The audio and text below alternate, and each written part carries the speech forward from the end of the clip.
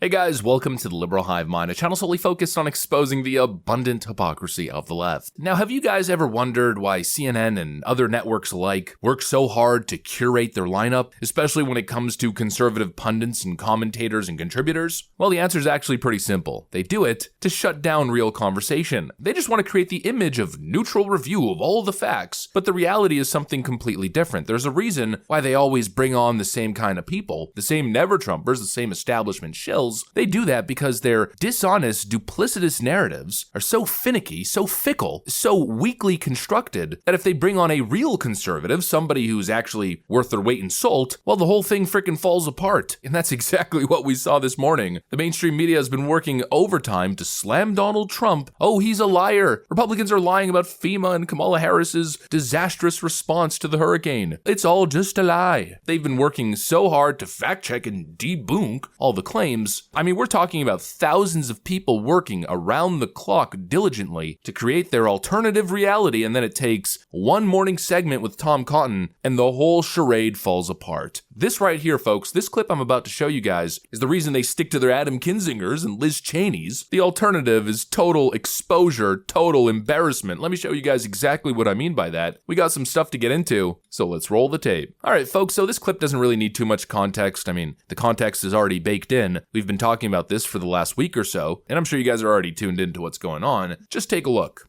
My broader question to you, I think, is about this misinformation. Do you think this is a time to put falsehoods aside, like the idea that FEMA funds are being redirected to migrants, which is just not true? Well, it is true that FEMA and the Department of Homeland Security have been spending billions of dollars on migrants. Now, I understand some people say they're separate funds, but we just passed a short-term spending bill. It's very common for the administration to come and ask for permission to move money between funds, especially to prepare for emergencies.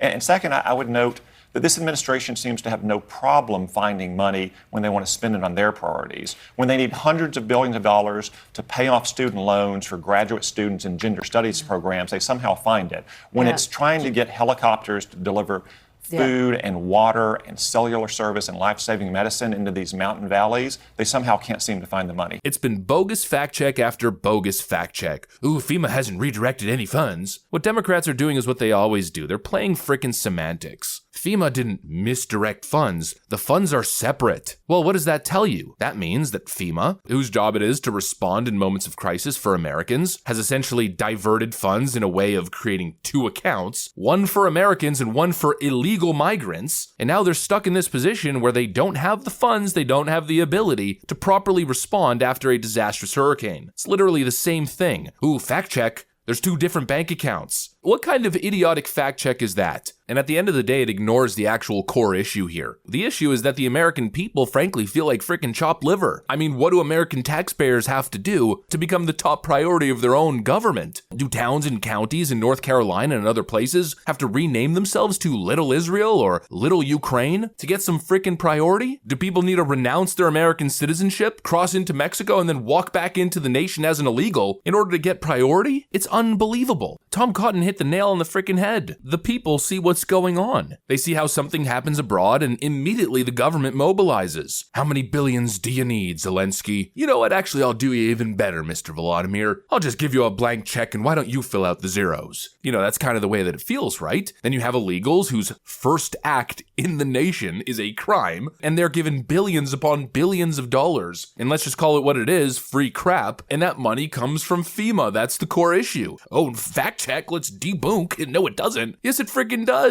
It's just categorically false. No, Biden did not take FEMA relief money to use on migrants.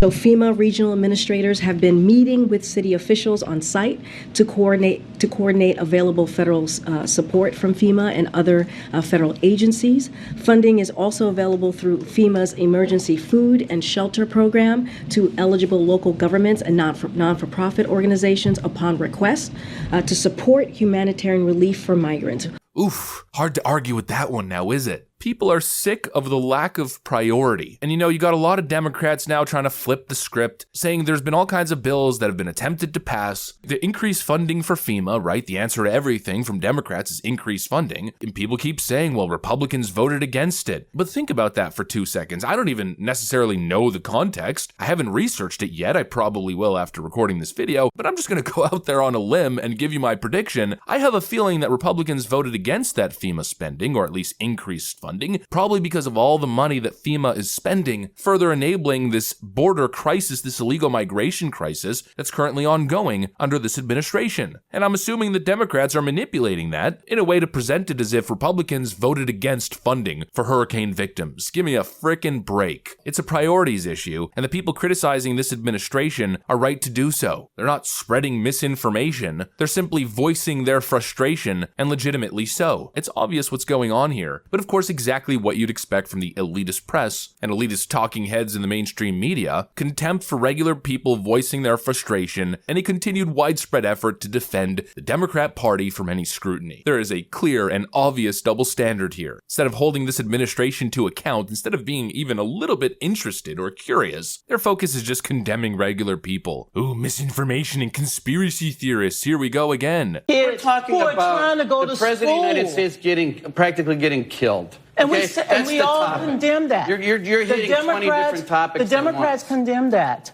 But the lies, the floodgate of lies must What lies? stop. Like that President Trump's going to monitor women's pregnancies? Oh, well. Oh, that's Project 2025. Has nothing to do with President Trump. But you know what? It's a good talking point for the Democrats, so they keep saying it. They lie all the time. Oh, wow.